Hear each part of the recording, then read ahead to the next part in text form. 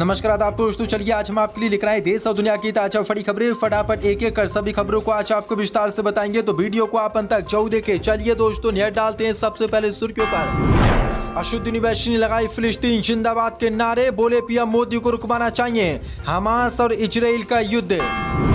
Hospital के बाद अब इजराइल ने गाजा में घरों पर किया हमला। ताजा हमले में कई बच्चों समेत 120 फिलिस्तीनियों की मौत, मुसलमानों में भारी गुस्सा। फिलिस्तीन के समर्थन में उतरा कतर का बड़ा बयान, बोला जानलेवा हमले के लिए इजराइल को नहीं दे सकते हरी झंडी। मध्य प्रदेश में वोटिंग से ठीक पहले मोदी और अमित शाह को तगड़ा झटका, बीजेपी के पूर्व मंत्री और पूर्व विधायक ने पार्टी से दिया इस्तीफा। आजम खान को लेकर अखिलेश यादव का योगी सरकार पर बड़ा हमला, कहा आजम खान के परिवार को प्रताड़ित किए जाने का कुचक्र बेहद निंदनीय। फेफड़ों पर सीधा हमला दिमाग कर देता है ठप, हमास के पास है भयंकर तबाही मचाने वाला हथियार, सुनकर इजराइल समेत अमेरिका की उड़ी नींदें। तो दोस्तों सभी खबरों को एक एक कर विस्तार से आपको बताने वाले हैं, वीडियो को दिल से लाइक कर चैनल को सब्सक्राइब जरूर कर लें। इसी के साथ उससे पहले बड़ी खबर का एलिगेशन है, असदुद्दीन ओवैसी ने लगाई फिलिस्तीन जिंदाबाद के नारे, बोले पीएम मोदी को इजराइल और हमास का युद्ध रुकवाना चाहिए। दरअसल आपको बता दें, इजराइल और हमास के बीच 18 दिनों से युद्ध जारी है। इसी बीच AIMIM प्रमुख Asaduddin Owaisi AIMIM party office में फिलिस्तीन में इजराइल के अत्याचारों के विरोध में एक सार्वजनिक बैठक को संबोधित करते हुए फिलिस्तीन जिंदाबाद के नारे लगवाए। ओवैसी की बैठक में इजराइल का विरोध किया गया, वहीं फिलिस्तीन का समर्थन किया गया। असदुद्दीन ओवैसी ने कहा कि इजराइल गाजा में जो कर रहा है वह नरसंहार है, पीएम मोदी को ये युद्ध रुकवाने के लिए प्रयास करने चाहिए, क्योंकि G20 के प्रमुख के तौर पर भारत के प्रधानमंत्री मोदी की अतिरिक्त जिम्मेदारी है कि वह युद्ध विराम करवाएं, वहां एक ह्यूमन कॉरिडोर खुलवाएं ताकि फिलिस्तीनियों को राहत मिल सके और उनकी जान बचाई जा सके। ओवैसी की इस बैठक में कई प्रस्ताव पास किए गए। उन्होंने फिलिस्तीन का समर्थन किया और इजराइल द्वारा उनकी जमीन पर कब्जा करने का विरोध किया। एक अन्य प्रस्ताव में कहा गया कि इजराइल को 1992-93 के ओस्लो समझौते का सम्मान करने के अलावा अंतर्राष्ट्रीय कानून और संयुक्त राष्ट्र के प्रस्तावों का पालन करना चाहिए। प्रस्ताव में कहा गया कि इजराइल को गाजा पट्टी, वेस्ट बैंक, यरूशलेम और 1967 में अपने कब्जे के पहले सभी क्षेत्रों पर अपना कब्जा खत्म करना होगा। असदुद्दीन ओवैसी ने एक और प्रस्ताव में कहा कि भारत को फिलिस्तीन के लोगों का समर्थन करने की विरासत का सम्मान करना चाहिए। ओवैसी ने कहा कि हम भारत की मोदी सरकार से अपील करते हैं कि वह महात्मा गांधी की बात को याद रखें, फिलिस्तीन फिलिस्तीनियों का है जैसे इंग्लैंड अंग्रेजों का है और फ्रांस फ्रांसीसियों का है। 400 बड़ी अपडेट है, बड़ा बयान और बड़ा प्रस्ताव ओवैसी ने अपनी बैठक में ये पेश किया। इसके साथ गाजा में हॉस्पिटल के बाद अब इजराइल ने एक बार फिर किया गाजा में बड़ा हमला, कई बच्चों समेत 120 फिलिस्तीनी मुसलमानों की मौत। दरअसल आपको बता दें, इजराइल और हमास में जंग जारी है। इसी बीच गाजा में हॉस्पिटल पर हमले के बाद अब इजराइल ने एक बार फिर से गाजा में बमबारी की है। बमबारी में अब की बार 120 फिलिस्तीनियों की जान चली गई है। इनमें कई फिलिस्तीनी बच्चे और महिलाएं भी शामिल हैं। फिलिस्तीन की न्यूज एजेंसी वफा की रिपोर्ट के अनुसार इजराइल के लड़ाकू विमानों ने राफा शहर में एक इमारत को तबाह कर दिया, जिसमें 48 फिलिस्तीनियों की मौत हो गई, जबकि दर्जनों घायल हो गए। रिपोर्ट के मुताबिक इजरायली लड़ाकू विमानों ने राफा के ताल अल सुल्तान इलाके में एक घर पर बमबारी की, जिसमें कई नागरिक मारे गए और कई घायल हुए हैं। गाजा पट्टी के उत्तर में बैत लाहिया शहर में की गई बमबारी में कई नागरिकों की जान चली गई है और कई घायल हो गए। घायलों को अस्पताल के लिए रवाना कर दिया गया है और आधों को अस्पताल में भर्ती करा दिया गया है। जो बड़ी अपडेट निकल के सामने, गाजा में जो इजराइल ने हमला किया था उसमें 500 से 600 फिलिस्तीनी मुसलमानों की मौत हुई थी, लेकिन अब जो नागरिक उन घरों में रह रहे हैं उन घरों को इजराइल ने निशाना बनाया है, जिसमें 120 फिलिस्तीनियों की मौत हो गई है। जो किस तरह से मुसलमानों को ढूंढ कर इजराइल मार रहा है, लेकिन सभी मुस्लिम देश इस मामले को लेकर चुप्पी साधे हुए बैठे हैं। इसी के साथ मुस्लिम देश कतर ने किया फिलिस्तीन का समर्थन। कतर के अमीर का बड़ा बयान, बोले जानलेवा हमले के लिए इजराइल को नहीं दे सकते हरी झंडी। दरअसल आपको बता दें, कतर के शासक अमीर शेख तमीम बिन हमद अल थानी ने इजराइल और हमास के बीच चल रही जंग को लेकर गंभीर चिंता जाहिर की है। युद्ध विराम की मध्यस्थता में कतर की भागीदारी के बाद अपने पहले सार्वजनिक बयान में अमीर ने कहा कि इजराइल को बिना शर्त हत्या के लिए हरी झंडी नहीं दी जानी चाहिए।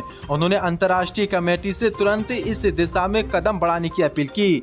कतर के अमीर ने इस बात पर भी जोर दिया कि अगर इजरायली सेना युद्ध को और आगे बढ़ाती है तो इससे क्षेत्र और दुनिया में असुरक्षा बढ़ने का खतरा है। कतर के अमीर शेख तमीम ने ये बातें कतर में आयोजित सलाहकार सूफा परिषद में किया। उन्होंने दोहरी नीतियों को अस्वीकार किया और फिलिस्तीनी बच्चों के दुर्दशा पर दुनिया को ध्यान देने की अपील की। शेख तमीम ने इस बात पर जोर दिया कि बच्चों के जीवन की रक्षा की जानी चाहिए। कतर से का बयान तब आया जब इजरायली सेना ने एक फ्रेंच चेतावनी में उत्तर गाजा को खाली करने की अपील दी है। इसी को लेकर अब बड़ी अपडेट निकल के सामने। कतर के बादशाह और अमीर ने यह बड़ा बयान दिया और कहा कि जानलेवा हमले के लिए इजराइल को हरी झंडी नहीं दी जा सकती और हम इसका बिल्कुल समर्थन नहीं करते हैं। इसी के साथ बड़ी मध्य प्रदेश चुनाव से पहले भाजपा को तगड़ा झटका। बीजेपी में भाई नाराजगी। पूर्व मंत्री और पूर्व विधायक ने पार्टी से दिया इस्तीफा। दरअसल आपको बता दें मध्य प्रदेश में 17 नवंबर को वोटिंग होनी है, लेकिन इससे पहले ही आज भाजपा को जोरदार झटका लग गया है। आपको बता दें मध्य प्रदेश में विधानसभा चुनाव की टिकट वितरण के बाद भारतीय जनता पार्टी में विरोध और बगावत थमने का नाम ले रही है। बीजेपी के पूर्व मंत्री रुस्तम सिंह ने पार्टी की प्राथमिक सदस्यता से इस्तीफा दे दिया है। वहीं टीकमगढ़ से बीजेपी के पूर्व विधायक के श्रीवास्तव ने भी पार्टी छोड़ दी है। दरअसल राज्य में विधानसभा चुनाव 17 नवंबर को होगा और इसके लिए बीजेपी अपने 228 उम्मीदवारों के नामों का ऐलान कर चुकी है। पार्टी के फैसले से बड़ी संख्या में कई नेता और कार्यकर्ता असंतुष्ट हैं, लिहाजा वे पार्टी से इस्तीफा दे रहे हैं। इसी बीच बड़ी झटका ये लगा है। अब देखते हैं ये दोनों नेता किस पार्टी में शामिल होते हैं। इसके साथ कृष्ण आजम खान को लेकर अखिलेश यादव का योगी सरकार पर बड़ा हमला। कहा आजम खान के परिवार को प्रताड़ित किए जाने का कुचक्र बेहद निंदनीय। दरअसल आपको बता दें समाजवादी पार्टी के प्रमुख अखिलेश यादव ने पार्टी के वरिष्ठ नेता मोहम्मद आजम खान और उनके परिवारों के सदस्यों को अलग अलग जेलों में भेज जाने के सरकारी फैसले पर आपत्ति दर्ज की। अखिलेश यादव ने कहा कि आजम खान के परिवार को जिस प्रकार प्रताड़ित किए जाने का कुचक्र चला है वो बेहद निंदनीय है। सपा प्रमुख ने कहा कि माननीय आजम खान के परिवार को जिस प्रकार प्रताड़ित किए जाने का कुचक्र चला है वो बेहद निंदनीय है। परिवार के सदस्यों को अलग अलग जेलों में करना सत्ताधारी पार्टी की सियासत का पुराना चलन है और उम्र के तकाजे से किसी भी हाल में जायज नहीं है। इंसाफ के लिए उनके संघर्ष में हम सब साथ खड़े हैं और खड़े रहेंगे। दरअसल आपको बता दें राष्ट्रीय महासचिव उत्तर प्रदेश की सपा सरकार के पूर्व मंत्री मोहम्मद आजम खान, बेटे अब्दुल्ला आजम खान और उनकी पत्नी तंजीम फातिमा को 7 साल की सजा हुई है। आपको बता दें रविवार को तड़के रामपुर जिला कारागार से क्रमशः सीतापुर और हरदोई की जेल आजम खान के बेटे को भेजा गया, वहीं आजम खान को सीतापुर जेल भेजा गया। इसी को लेकर अखिलेश यादव ने ये योगी सरकार पर इसी के साथ ने फेफड़ों पर सीधा हमला, दिमाग कर देगा ठप। हमास के पास है भयंकर तबाही मचाने वाले हथियार, अमेरिका समेत इजराइल की उड़ी नींद है। दरअसल आपको बता दें इजराइल और हमास की जंग अब केमिकल हथियारों की ओर बढ़ती दिखाई दे रही है। आपको बता दें इजराइल के राष्ट्रपति इसहाक हेरज़ोग का दावा है कि हमास के जिन आतंकियों ने 7 अक्टूबर को म्यूजिक फेस्टिवल पर हमला किया था उन्हें केमिकल हथियार बनाने के निर्देश दिए गए थे। दावा किया जा रहा है कि बुत्तज के म्यूजिक फेस्टिवल में कत्लेआम मचाने वाले कुछ आतंकी मारे गए थे। उनकी लाशों को जब बारीकी से चेक किया गया तो आतंकियों के पास से केमिकल हथियार बनाने का सामान ही बरामद हुआ। इजराइल के राष्ट्रपति का दावा है कि आतंकियों के पास से केमिकल हथियार बनाने का जो सामान मिला है उसका कनेक्शन अलकायदा से है।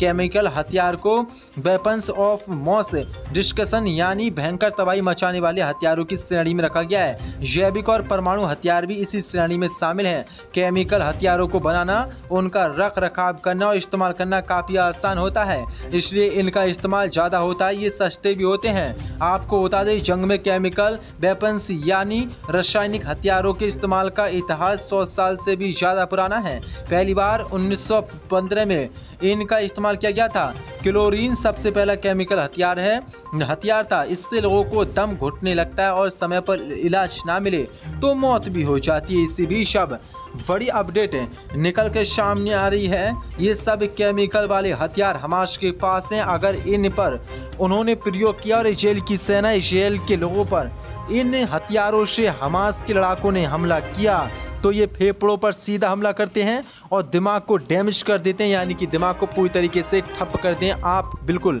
कोई काम नहीं कर सकते, जिसके बाद अब पूरी तरीके से अमेरिका समेत इस्राएल में इन हथियारों को सुनकर हड़कंप सा मच गया है। जो बड़ी अपडेट है।